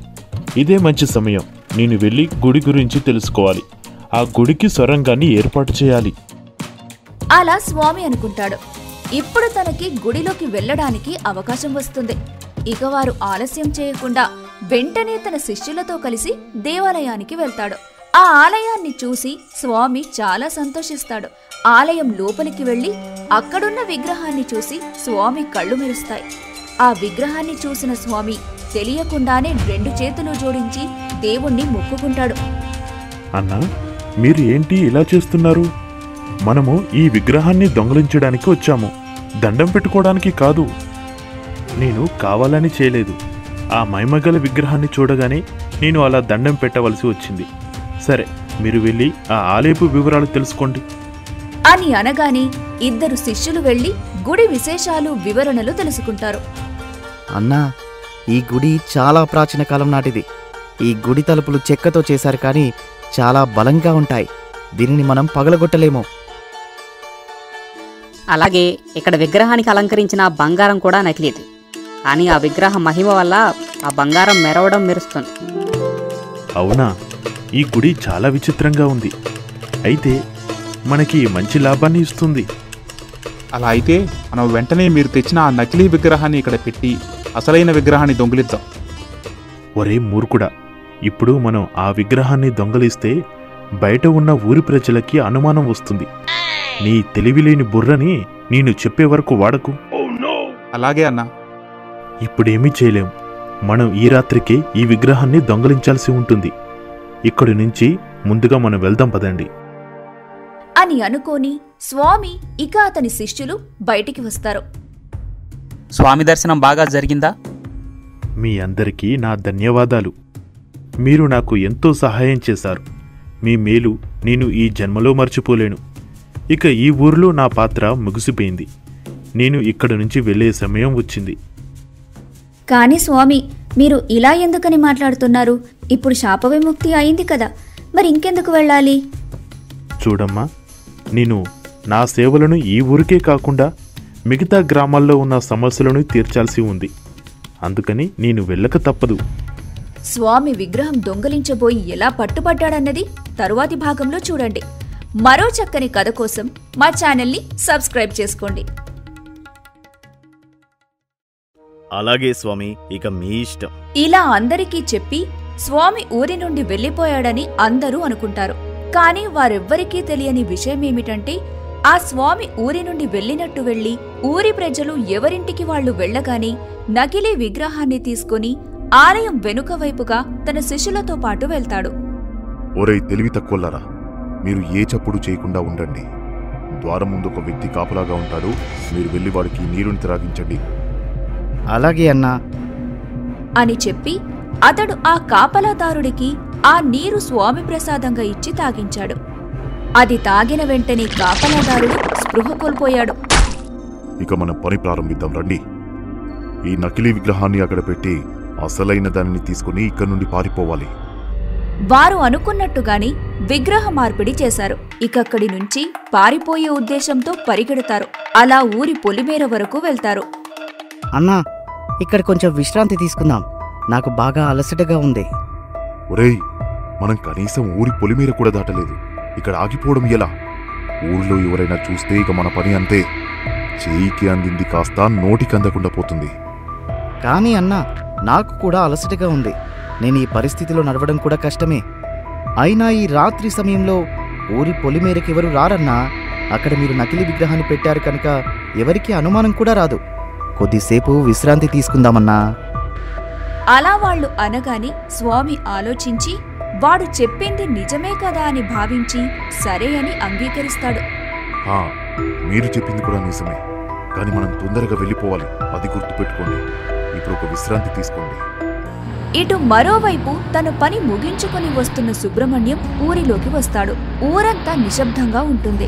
అలా ఊరి ఆలయం వరకు వెళ్తాడు. కాపలావాడు కింద పడి ఉండటాన్ని గమనించిన పెద్దయ్య అతని దగ్గరికి వెళ్లి తనని లేపే ప్రయత్నం చేస్తాడు. అలా కొంత సమయానికి కాపలావాడికి స్పృహ వస్తుంది. ఏమైంది రాముడు, ఇక్కడ ఇలా పడిపోయావు? ఒంట్లో ఏమైనా సమస్య? పెద్దయ్య మీరా? నాకు ఒంట్లో బాగానే ఉంది. కానీ ఆ స్వామి శిష్యులు నాకు ప్రసాదంగా కొన్ని నీరు త్రాగమని ఇచ్చారు. అవి తాగాను. నేను కింద పడిపోయాను పెద్దయ్య. ఏంటి స్వామియా? ఎవరు శిష్యులని అంటున్నావు? నాకేం అర్థం కావట్లేదు రాముడు. అది అయ్యా, మీరు ఊరిలో లేని సమయంలో అని రాముడు జరిగిందంతా సుబ్రహ్మణ్యం గారికి చెబుతాడు. అది విన్న సుబ్రహ్మణ్యం, నువ్వు చెప్పేదంతా వింటుంటే ఇది ఖచ్చితంగా స్వామి అని నాటకం వేసి నీకు చేసిన మోసమని నా అనుమానం. నేను ఊర్లో లేని సమయం చూసి ఆ ముగ్గురు పన్నాగం పన్నారు. అయ్యో పెద్దయ్య, మీరు తప్పుగా అనుకుంటున్నారు. స్వామి వాళ్ళు చాలా మంచివారు. ఎవరికీ ఏ హాని చేయాలని చూడరు. మన ఊరికి ఎంతో మేలు చేశారు. సరే, అది కూడా చూద్దాం. మన ఊరిలో ఉన్నది విలువైన వస్తువు, ఆలయంలో ఉన్న మహిమగల విగ్రహం మాత్రమే. మనం వెళ్లి ఆలయంలో చూద్దాం. ఒకవేళ అక్కడ విగ్రహం లేకపోతే స్వామి అనే పేరుతో వారు విగ్రహాన్ని దొంగలించారని అర్థం. ఇద్దరు వెళ్లి చూస్తారు. అక్కడ విగ్రహం ఉంటుంది. చూసారా అయ్యా, విగ్రహం ఉంది. ఆ స్వామి నిజంగా మన ఊరికి వచ్చిన దేవుడు. అతనిపై నిందలు వేయడం మంచిది కాదు. దాంతో ఇక సుబ్రహ్మణ్యం ఆలోచన తప్పు అనుకుని తిరిగి వెళ్లిపోవాలని నిర్ణయించుకున్నాడు. రాముడు, నువ్వు చెప్పింది నిజమే. ఇక్కడంతా బాగానే ఉంది. నేనిక ఇంటికి వెళ్తాను. నువ్వు ఆలయాన్ని జాగ్రత్తగా కాపలా కాయు. అలాగే అయ్యా. ఇక పెద్దయ్య రాముడు అక్కడి నుండి తిరిగి వెళ్లిపోతుండగా ఏదో గిన్నెపడిన శబ్దం వస్తుంది. ఇద్దరూ ఒకేసారి వెనక్కి తిరిగి చూస్తారు. అక్కడ ఆ విగ్రహం కింద పడి ఉంటుంది. అది చూసి సుబ్రహ్మణ్యం ఆలోచనలో పడగా రాముడు, అయ్యా, ఈ రాత్రివేళ దేవుడి విగ్రహం కింద పడడమేంటి? ఊరికి ఏదో పచారం కావచ్చు పెద్దయ్యా అని రాముడు కంగారుగా చెబుతాడు. ఇప్పుడు నాకు పూర్తిగా అర్థమైంది. ఒరే రాముడు, ఆ విగ్రహాన్ని చూస్తే నీకు అనుమానం కలగడం లేదా? నాకేం తెలియట్లేదు పెద్దయ్యా. ఈ విగ్రహం కింద పడినప్పుడు ఏదో గిన్నె పడినట్టుగా వినిపించింది కదా. కానీ మన ఊరిలో ఉన్న మహిమగల విగ్రహం రాతితో చేసినది. అంటే ఇప్పుడు దీని అర్థం ఎవరో కావాలనే ఇక్కడ ఉన్న విగ్రహాన్ని దొంగలించి నకిలీ విగ్రహాన్ని ఇక్కడ పెట్టి పారిపోయారు. మనం ఆలస్యం చేయకుండా వెంటనే వెళ్ళి ఆ దొంగలని పట్టుకోవాలి. లేదంటే ఊరికే ప్రమాదం. ఆ స్వామి ఇంత మోసం చేస్తాడని నేను అసలు అనుకోలే పెద్దయ్యా. ఊరంతా వాడిని గుడ్డిగా నమ్మింది. వాడు ఏం చెప్పినా చేశాము. ఇంత దారుణానికి వడి కడతాడని అనుకోలే. వాడికి తగిన శిక్ష నేను వేస్తా. ముందు వాడిని పట్టుకోవాలి, లేదంటే ఊరిలో నుండి తప్పించుకుంటాడు. అలాగే అయ్యా, నేను మన వాళ్ళని తీసుకుని వెంటనే వెళ్తాను అని చెప్పి రాముడు ముగ్గురిని తీసుకొని స్వామిని వెతుకుతూ ఊరి పొలిమేర వరకు వెళ్తారు. అక్కడ స్వామిని చూసి వాళ్ళు విశ్రాంతి తీసుకుంటూ ఉండగా స్వామిని ఇక ఇద్దరిని పట్టుకుని సుబ్రహ్మణ్యం గారి వద్దకు వెళ్తారు. అక్కడ సుబ్రహ్మణ్యం పెద్ద చెట్టు కింద పంచాయతీ పెడతాడు. ఊరి ప్రజలందరికీ స్వామి చేసిన మోసం గురించి వివరిస్తాడు. మీరంతా ఈ దొంగలని పట్టుకుని చాలా మంచి పని చేశారు. ఇప్పుడు నిజం చెప్పండి, లేదు అంటే మీ ప్రాణాలు మీకు దక్కవు. దేనికోసం ఊరి ప్రజల్ని మోసం చేశారు? మీ వెనకాల ఇంకా ఎంతమంది ఉన్నారు? చెప్తారా లేక కొరడా దెబ్బలు తింటారా? అప్పుడు స్వామి బాహ్యంతో, వద్దయ్యా వద్దు, నేను నిజం చెప్తాను. నేను ఈ ఊరికి ఆ మహిమగల దేవుడి విగ్రహం కోసమే వచ్చాను. అది చాలా విలువైనది అని నాకు తెలిసింది. ఆ విగ్రహాన్ని విదేశంలో అమ్మి వచ్చిన డబ్బుతో విలాసవంతమైన జీవితాన్ని గడపాలి అనుకున్నాను. అందుకు నేను ఈ ఊరి ప్రజల గురించి పూర్తిగా తెలుసుకుని స్వామి అనే నటనతో అందరినీ నా మాటల ద్వారా మోసం చేసి ఆలయ రహస్యాలను తెలుసుకున్నాను. కానీ ఇప్పుడు నాకు బుద్ధి వచ్చింది. ఇక నేను దొంగతనం చేయను. నా తప్పేంటో నేను తెలుసుకున్నాను. ఈ విగ్రహాన్ని కూడా మీరే తీసుకోండి. నాకేం వద్దు, నన్ను వదిలేయండయ్యా. నేను ఈ ఊరు వదిలి వెళ్ళిపోతాను. ఇలా ఆ దొంగ స్వామి ప్రాణభయం చెబుతుండగా ప్రజలు ఆశ్చర్యపోతారు, అలాగే బాధ కూడా పడతారు. అప్పుడు సుబ్రహ్మణ్యం, చూడండి, మీరంతా జరిగిన తర్వాత ఇప్పుడు బాధపడి ప్రయోజనం ఉండదు. ఇలాంటి దొంగ స్వాములు చాలా మంది ఉంటారు. అందరినీ గుడ్డిగా నమ్మడం మన తప్పు. మనం జాగ్రత్తగా ఉండాలి. కోటి కోసం కోటి విద్యలు అని అన్నారు, కానీ తప్పుడు దారిలో వెళ్ళాలి అని చెప్పలేదు కదా. మీ తప్పు మీరు ఒప్పుకున్నారు కాబట్టి మీకు మా ఊరిలోని పని ఇస్తాను. నమ్మకంగా ఉండండి చాలు. తన తప్పు తెలుసుకున్న స్వామి ఇలా అంటాడు, మీరు చాలా గొప్పవారండి. మేం మీ ఊరికి అన్యాయం చేయాలనుకున్నాం, కానీ మీరు మాకు మంచి జరిగేలా చేస్తున్నారు. మీ రుణం మేం ఖచ్చితంగా నమ్మకంగా ఉండి తీర్చుకుంటాను. అవునయ్యా, మీరు నిజంగా దేవుడు. మీరు ఎప్పుడూ ఇలానే సంతోషంగా ఉండాలి. మీ ఊరిలో మాకు కొంచెం చోటిచ్చారు, అది చాలు బాబుగారు. మీరు చేసిన తప్పు ఒప్పుకున్నారు కనుక నేను మీకు ఎటువంటి శిక్ష విధించలేదు. ఇలా రమణ కథ చెప్పడం ముగిస్తాడు. ఇదిరా జరిగింది. అలా మా పెద్దయ్య ఏ కష్టమైన సమస్య వచ్చినా భయపడకుండా పరిష్కరిస్తాడు. ఇల్లు వచ్చేసింది, నాకు బాగా ఆకలిగా ఉంది, వెళ్ళి తిందాం. సరే అని ఆర్య ఆలోచనలో పడతాడు. తన మనసులో ఇలా అనుకుంటాడు, రోజు దొంగతనం చేసి పూట గడిపేవాడే ఆ విగ్రహాన్ని దొంగలించలేకపోయాడు. మరి నేనది చేయగలనా? కానీ నేను చేయాలి, లేకపోతే అక్కడ వాడు నన్ను చంపేస్తాడు. నా ప్రాణాలు రక్షించుకోవడం కోసం కాకపోయినా మా అమ్మా నాన్నల కోసమైనా చేయాల్సి ఉంటుంది. ఏంటార్యా అక్కడే ఆగిపోయావు? ఇంట్లోకి రా. నీకు తినాలని లేదా ఏంటి? రా ఆర్య, వచ్చిలా కూర్చో. నన్ను క్షమించండి అన్నయ్య, నాకిప్పుడు తినాలని లేదు అని చెప్పి ఆర్య వెళ్ళి పడుకున్నాడు. ఏంట్రా వాడు తినకుండా వెళ్ళిపోయాడు? మీ మధ్య ఏమైనా గొడవ? వాడినేమైనా అన్నావా? లేదన్నా, నేనెందుకు వాడినంటాను? మహిమగల విగ్రహమున్న ఆలయానికి తీసుకువెళ్ళు అని చెప్పాడు. నేనిప్పుడు కుదరదు, రేపు ఉదయం వెళ్దామని చెప్పానంతే. ఓ అలాగా. కానీ నువ్వు అలా ఎందుకు చెప్పావు? ఈ ఊరివారు కానిచో వారికి ఆలయ ప్రవేశం ఉండదు కదా. నువ్వు రేపు ఉదయాన్నే తీసుకుని వెళ్తా అని ప్రమాణం ఎందుకు చేశావు? నువ్వు ఇలా ఎందుకు మాట్లాడుతున్నావన్నా? వాడు నా స్నేహితుడు, వాడికి ఏ దురాలోచన లేదు. ఊరికి వచ్చి చాలా రోజులు కదా, దేవుడి దర్శనం కోసం అడిగాడంతే. సరేలే, నేను ఒక కన్ను వేసి ఉంచుతా వాడిపై. ఇక ఆ ఇద్దరు అన్నదమ్ములు కూడా తిని పడుకుంటారు. అలా ఒకరోజు ముగిసిపోతుంది. తెల్లవారుతుంది. ఆర్య నిద్ర లేచి పాకలో ఉన్న రమణ దగ్గరకు వస్తాడు. రమణ, వెళ్దామా? ఎక్కడికి? ఎక్కడికంటావేంట్రా? నిన్న వెళ్దామని చెప్పావు కదా ఆలయంకి. అవును కదా, మర్చిపోయాను. పద వెళ్దాం అని ఇద్దరూ కలిసి ఆలయం దగ్గరికి వెళ్తారు. రమణ, బయట వారికి ఆలయంలో ప్రవేశం లేదని తెలుసు కదా, మరి ఇతనెవరు అని తీసుకొచ్చావు? రాము అన్న, వీడిని నువ్వు గుర్తుపట్టలేదా? లేదు రమణ, ఎవరు? ఇతని పేరు ఆర్య, నా చిన్ననాటి స్నేహితుడు. తరచూ మా ఇంటికి వస్తాడు కదా. ఓహో, ఆర్యానా? నన్ను క్షమించు ఆర్య, నేను నిన్ను గుర్తుపట్టలేకపోయాను. అయ్యో, మరేం పర్వాలేదండి. నిజం చెప్పాలంటే నేను కూడా మిమ్మల్ని గుర్తుపట్టలేదు.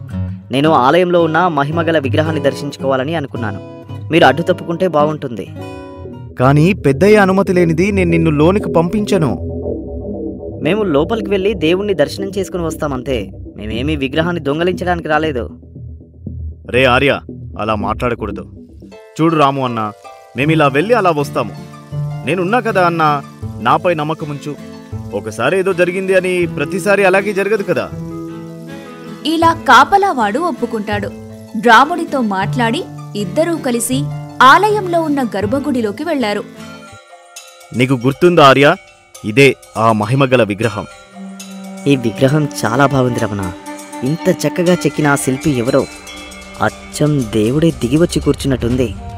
నాకిప్పుడు అర్థమైంది ఆ దొంగస్వామి ఎందుకు ఈ విగ్రహాన్ని దొంగలించాలి అనుకున్నాడో అని చెప్పి ఆర్య అలా చూస్తూ ఉండిపోతాడు. తను ఆ విగ్రహాన్ని దొంగలిస్తే తనకున్న సమస్యలు దూరమవుతాయని భావిస్తాడు. ఆర్య, ఇక వెళ్దామా? రే ఆర్య! కాని ఆర్య వినిపించుకోడు. దాంతో రమణ ఈసారి గట్టిగా పిలుస్తాడు. ఆర్య! అబ్బా అబ్బా, ఇక్కడే కదరా ఉన్నది. ఎందుకని అంత గట్టిగా అరుస్తున్నావు? ఏంటి నేను అరుస్తున్నాను? ఇది మరీ బాగుంది. సమయమైంది, ఇంటికి వెళ్దామా అని అప్పటినుంచి చెప్తూనే ఉన్నా. కానీ నేను చెప్పింది నువ్వు వినడం లేదు. ఏ ధ్యాసలో ఉన్నావు? నేను ఏ ధ్యాసలో లేనులే కానీ అయినా ఇప్పుడు ఇంటికి వెళ్ళి ఏం చేస్తాంరా? ఇంకా కొంతసేపు ఇక్కడే ఉండి ఆ తర్వాత వెళ్దాం. ఓహో, నిన్నటి నుంచి గుడికి వెళ్దాం అని చావగొట్టింది సరిపోలేదా? నీకు ఇప్పుడు మా పెద్దయ్య చేతితో చావగొడతావా? ఎందుకురా అలా మాట్లాడుతున్నావు? నేనేమీ అలా చెప్పలేదు. అలా కాదు రమణ. అలా కాకపోతే ఇంకెలారా మరి? అసలే పెద్దయ్య అనుమతి తీసుకోకుండా మనం ఆలయం లోపలికి వచ్చాము. పెద్దయ్యకు తెలిస్తే ఇంకేమైనా ఉందా? అబ్బా, నువ్వు నీ భయం ఏం కాదులేరా. రమణ, నాకు ఒక ఆలోచన వచ్చింది. మన ఇద్దరం కలిసి ఈ విగ్రహాన్ని దొంగలిస్తే మనల్ని మించిన ధనవంతుడికి ఉండడు. మనం ఈ ఊరు వదిలిపెట్టి విదేశంలో విలాసవంతమైన జీవితం గడపవచ్చు. నాకున్న బాధలు కష్టాలన్నీ ఈ ఒక్క దెబ్బతో తీరిపోతాయి.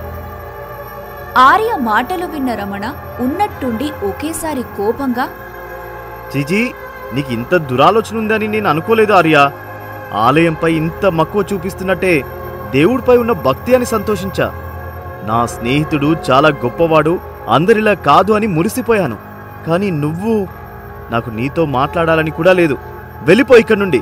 మా పెద్దయ్యకు తెలిస్తే నిన్ను ఈ ఊర్లోనే పాతేస్తారు. నాపై ఎందుకు రమణ కోపం? నీకు కూడా ఇదే అనిపించుంటుంది కదా. కానీ ఏం చేయలేకపోయావేమో. ఇప్పుడు నీకు ఏ భయం లేదు. నేనున్నాను కదా. నాకు సహాయం చేయు. ఇక మనకు తిరుగే ఉండదు. నేను కలలో కూడా విగ్రహాన్ని దొంగలించాలని అనుకోలేదు ఆర్య. నువ్వు నా గురించి కూడా తప్పుగా అనుకుంటున్నావు. అలాగే ఈ ఊరి గురించి కూడా. ఈ ఊరిలో ఎవరికీ దురాశ అనే భావం లేదు. కల్మషం లేని మనుషులం మేము. మా పెద్దయ్య చెప్పిందే వేదం అనుకుని ఆయన మాటకి కట్టుబడి ఉంటాము. వారికి విరుద్ధంగా ఏ పని చేయము. కానీ నువ్వు ఊరికే విరుద్ధంగా నీతో చేతులు కలుపుతున్నావు. ఇది జరగని పని. నా మాట విని నువ్వు కూడా ఈ ఆలోచనని తుడిచేసుకో. అందరినీ దానికోసం ప్రయత్నించి వృధా. లేదు రమణ, నేనిప్పుడు నీ మాటలు వినలేను. నాకిప్పుడు ఈ దారి తప్ప మరో దారి కనిపించడం లేదు. నేనిది చేయాల్సిందే.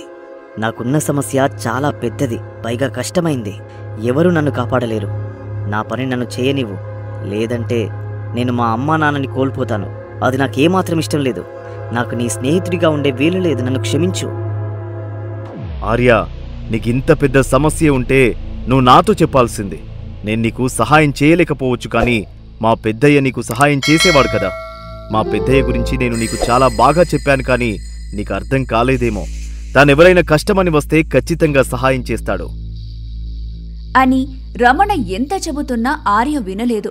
విగ్రహాన్ని పట్టుకొని పారిపోవడానికి ప్రయత్నిస్తాడు. రమణ అతన్ని ఆపే ప్రయత్నం చేస్తాడు. కాని ఆర్య రమణను గోడవైపుగా గెంటేయటంతో రమణ తలకి గాయమయ్యి కింద పడిపోతాడు. దీన్ని గమనించి భయంతో విగ్రహాన్ని పట్టుకొని ఆలయ వెనుక వైపు నుంచి పారిపోతాడు. అప్పుడు రాముడు, వీళ్ళిద్దరూ ఏంటి ఇంకా రాలేదు? ఇప్పటికే చాలా ఆలస్యమైంది. ఎందుకైనా మంచిది, వెళ్ళి చూస్తాను అని రాముడు గుడి లోపలికి వెళ్తాడు. అక్కడ కింద పడి ఉన్న రమణను చూసి కంగారుగా వెళ్ళి, రమణా, రమణా, ఏమైంది నీకు? ఎవరు చేశారిలా? ఎలా ఇదంతా జరిగింది? ఆర్య ఎక్కడున్నాడు? అప్పుడు రమణ అతి కష్టంగా మాట్లాడుతూ, రాము అన్నా, ఆర్యవి విగ్రహం. అలా రమణ అనగానే రాముడు విగ్రహాన్ని చూస్తాడు. కాని అదక్కడ కనిపించదు. ఇక ఆ విగ్రహాన్ని ఆర్య దొంగలించాడని అర్థం చేసుకుని ఆర్య కోసం గాలిస్తాడు. కాని ఎక్కడా ఆర్య కనిపించడు. ఇక ఏం చేయాలో అర్థం కాక రమణని వైద్యశాలకు తీసుకువెళ్లి పెద్దయ్యకు ఈ విషయాన్ని చెప్పాలని వెళ్తాడు. కాని పెద్దయ్య కూడా కనిపించడు. ఇదిలా ఉండగా అక్కడ ఆర్య విగ్రహాన్ని తీసుకుని పరిగెడుతూ ఉంటాడు. అక్కడే సుబ్రహ్మణ్యం గారు తన పొలాన్ని చూడటానికి వచ్చాడు. కాని సుబ్రహ్మణ్యం గారు ఎవరు ఆర్యకి ఏమాత్రం తెలీదు. రమణ చెప్పిన కథను విన్నాడే కాని పెద్దయ్యను చూడలేదు. పెద్దయ్య ఆర్య పరిగెత్తడం చూసి అతన్ని ఆపి, ఓ బాబు, ఇంత తొందరగా ఎక్కడికని వెళ్తున్నావు? ఏమైనా సమస్య? అదేం లేదయ్యా. నాకు నిన్ను చూస్తుంటేనే అర్థమవుతుంది నువ్వు అబద్ధం చెప్తున్నావని. బాగా అలసిపోయావు. ఇదిగో ఈ నీరు తాగు. ఆర్య పెద్దయ్య ఇచ్చిన నీళ్లని తాగుతాడు. మీకు చాలా ధన్యవాదాలండి. నేనెవరూ తెలియకుండానే నాకు సహాయం చేశారు. అదేం పర్వాలేదు కానీ ఇది చెప్పు, ఎందుకని పరిగెడుతూ వస్తున్నావు? ఏమైనా తప్పు చేశావా? నేనే తప్పు చేయలేదు. కేవలం మా అమ్మా నాన్న ప్రాణాలను కాపాడుకోవాలని మాత్రమే అనుకుంటున్నాను. నేను చేసింది ఒక రకమైన మంచే. మంచా? ఏది మంచి? ఇలా పరిగెడుతూ రావడమా? అని సుబ్రహ్మణ్యం ఆర్యని వెక్కిరించినట్టుగా నవ్వుతాడు. అది చూసి ఆర్యకు కోపం వస్తుంది. ఏ ముసలాయనా, ఎందుకని నవ్వుతున్నావు? నీకు నా గురించి తెలియదు. మర్యాదగా మాట్లాడు. లేదంటే ఏం చేస్తావేంటి? లేదంటే ఏం చేస్తా? ఈ విగ్రహాన్ని ఎత్తుకొచ్చినట్టు నిన్ను కూడా ఎత్తుకపోతా అని ఆర్య తన సంచిలో ఉన్న విగ్రహాన్ని బయటకు తీస్తాడు. అది చూసి సుబ్రహ్మణ్యం గారికి అర్థమవుతుంది ఆర్య దొంగతనం చేసి పారిపోయి వస్తున్నాడు అని. కాని సుబ్రహ్మణ్యానికి కోపం రాదు. ఆర్య తన మనసులో నుంచి బయటపడే మార్గం లేకపోయేసరికి దొంగతనం చేయాల్సి వచ్చిందని భావిస్తాడు. అతనికి నచ్చజెప్పాలి అని ప్రయత్నిస్తాడు. అలాగేలే, నువ్వు చాలా బలశాలిలా ఉన్నావు. నీతో నాకెందుకులే. ఆ ఆలయంలో ఉన్న విగ్రహాన్నే దొంగలించావంటే నువ్వు చాలా ధైర్యవంతుడివే. కానీ నువ్వు ఎవరికి మంచి చేయలేదు. ఎందుకలా మాట్లాడుతున్నావు నువ్వు? దీనివల్ల నేను నా తల్లిదండ్రిని రక్షించుకుంటాను. అంటే నాకు మంచి జరిగినట్టే కదా? అవుననుకో, కానీ కాదు. అంటే మీ ఉద్దేశం ఏంటో కొంచెం చెబుతారా? నా ఉద్దేశం ఏంటంటే, నువ్వు తప్పు చేశావు. నువ్వు చేసిన ఈ పని వలన నీకొక్కడికే లాభం. ఇది ఒక్కరికి సహాయం చేయడం అవ్వదు. అది నీ స్వార్థం అవుతుంది. ఇప్పుడు చూడు, నువ్వు ఈ విగ్రహాన్ని దొంగలించడం వల్ల ఈ ఊరికి అపాయం వస్తుంది. అప్పుడు ఊరిలో ఉన్న వందల కుటుంబాలు దిక్కులేని వారవుతారు. ఆ విగ్రహం ఖరీదైన విగ్రహం మాత్రమే కాదు, ఈ ఊరికి అమ్మ, ఆ దేవత. నువ్వు మీ అమ్మా నాన్న లేకపోతే ఎలా ఉంటావో ఈ ఊరు కూడా తల్లి లేని పిల్ల అవుతుంది. ఇక నీ ఇష్టం. మీ అమ్మా నాన్నలని ఎవరు ఏం చేయలేరు. ఆ దేవుడిపై నమ్మకం ఉంచు. ఇలా సుబ్రహ్మణ్యం చెబుతుండగా ఆర్యకు బాధ కలుగుతుంది. అది పెద్దయ్య గమనిస్తాడు. ఇప్పుడు నువ్వు బాధపడేం ప్రయోజనం? నువ్వు అనుకున్నది జరిగింది కదా, ఇక సంతోషంగా వెళ్ళు. లేదు, నేను వెళ్ళలేను. నేను తప్పు చేశాను. మా అమ్మా నాన్నలను కాపాడుకోవాలనే ఉద్దేశంతో నేను ఇదంతా ఆలోచించలేకపోయాను. కనీసం నా చిన్ననాటి స్నేహితుడు చెప్పినా వినిపించుకోలేదు. అక్కడి నుండి పారిపోతూ వాడిని గెంటేసి వచ్చాను. పాపం, వాడు నేను ఏమాత్రం ఆలోచించకుండా వచ్చేశా. నాపై నాకే అసహ్యం కలుగుతుంది. నేను చేసిన తప్పుని సరిదిద్దుకుంటా, కానీ నా తల్లిదండ్రులని ఎవరు కాపాడతారు? చూడు నాయనా, నువ్వు చేసిన తప్పు ఒప్పుకున్నావు కాబట్టి ఆ దేవుడు నీ మంచి మనసుకి మంచి చేస్తాడు. అసలు సమస్య ఏంటో నాకు చెప్పు. నేను చేయగలిగే సహాయం ఉంటే చేస్తాను. అది మీ వల్ల కాదులేండి. నా సమస్య డబ్బుతో కూడి ఉంది. దాని మూల్యం మీరు చెల్లించలేరు. చెబితేనే కదా తెలిసేది సమస్య చిన్నదా పెద్దదా అని. అని అనగానే ఆర్యకు కొంత నమ్మకం కలుగుతుంది. ఇక తనకున్న బాధంతా పెద్దయ్యకు చెబుతాడు. నా పేరు ఆర్య. మా తల్లి తండ్రి నేను పట్నంలో ఉంటాం. మాది చాలా పేద కుటుంబం. మేమక్కడ కష్టపడింది అంతా ఇంటి అద్దె ఇవ్వడానికి సరిపోయేది. వేరే ఊరికి వెళ్దామని అనుకున్నా మాకెవరూ లేరు, ఎవరూ తెలీదు. ఇక అక్కడ ఉండక తప్పేది కాదు. ఇలా మా జీవితం సాగుతుంది. ఒకరోజు మా నాన్నగారికి గుండెపోటు వచ్చింది. హాస్పిటల్లో చూపిస్తే పై వైద్యం చేసి ఆపరేషన్ చేయాలి, డబ్బు ఎక్కువ ఖర్చు అవుతుంది అని చెప్పారు. కానీ మా దగ్గర డబ్బు లేకపోవడంతో మేము కొన్ని మాత్రలు కొనుక్కొని ఇంటికి వెళ్ళాం. ఆపరేషన్ చేయకపోతే మా నాన్న నాకు ఇక ఉండరు అని డాక్టర్ గారు చెప్పారు. నాకేం చేయాలో అర్థం కాలేదు. ఆ దిగులుతో మా అమ్మ కూడా అనారోగ్యంతో మంచమెక్కింది. ఇక నేను నిస్సహాయ స్థితిలో ఉన్నాను. అప్పుడు నాకు ఒక వ్యక్తి కలిశాడు. డబ్బుపై అవసరమున్న నాకు ఆశ చూపించాడు. వేరే దారి లేక నేను వాడు చెప్పిన అన్ని పనులు చేశాను. చేస్తే నేను అడిగినంత డబ్బు ఇస్తానని చెప్పాడు. నేను అది నమ్మి చాలా కష్టపడి అందరికీ భూమి మంచి ధరకి అమ్మి ఆ డబ్బుని వాడికి ఇచ్చాను. నా హస్తవాసు బాగుంది, వాడికి మంచి లాభం వచ్చింది, ఆ వ్యాపారం మంచిగా సాగింది. ఇక డబ్బు తీసుకుందామని నేను వెళ్ళాను, కానీ అక్కడ వాడు లేడు. కానీ చాలా జనమున్నారు. అందరూ నన్ను దారుణంగా కొట్టారు, తిట్టారు. అయ్యో పాపం, నువ్వేం చేయలేదు కదా, కానీ నిన్నెందుకు కొట్టారు? వాళ్ళకి నిజం తెలియదు కదా. ప్రజలు వాళ్ళ ఆదాయం కూడపెట్టుకుని భూమిపై లాభం వస్తుంది అని ఉన్న డబ్బంతా పెట్టుకున్నారు. కానీ ఆ నీచుడు అవేవీ ఆలోచించకుండా దివాలా తీశాడు. నా వల్లనే కదా అందరూ తాము సంపాదించిన డబ్బు కోల్పోయింది. అందుకే నన్ను తిట్టారు. నా మీద నింద వేసి పై అధికారులకు ఫిర్యాదు చేశారు. వాళ్ళేమో ఆ డబ్బంతా నన్నే కట్టమని చెప్పారు. మాకు ఒక పూట గడవడమే కష్టం. అలాంటిది ఒక్కరా ఇద్దరా? అంతమంది డబ్బులు నేనేలా కట్టగలను? అందుకే పారిపోయి నా చిన్ననాటి స్నేహితుడు రమణ ఇదే ఊరు. తాను ఉంటే నాకు ఏ సమస్య రాదని ఇక్కడికి వచ్చాను. అప్పుడే నాకు విగ్రహం గురించి తెలిసింది. నాకు ఈ దొంగతనం చేయాలని లేకపోయినా తప్పలేదు. నీ కథ విన్నాక నాకొకటి అర్థమైంది. నువ్వు దొంగవి కాదు, పరిస్థితులు నువ్వు ఇలా చేసేలా మార్చాయి. సరే, ఒక పని చెయ్యి. నువ్వు ఈ విగ్రహం ఎక్కడి నుండైతే తీసావో అక్కడే వెళ్ళిపెట్టు. నేను నీకు సహాయం చేస్తాను. అలాగే మీ అమ్మా నాన్నలకు వైద్యం కూడా చేయిస్తాను. పెద్దయ్య ఇలా అనగాని ఆర్య ఎంతో సంతోషిస్తాడు.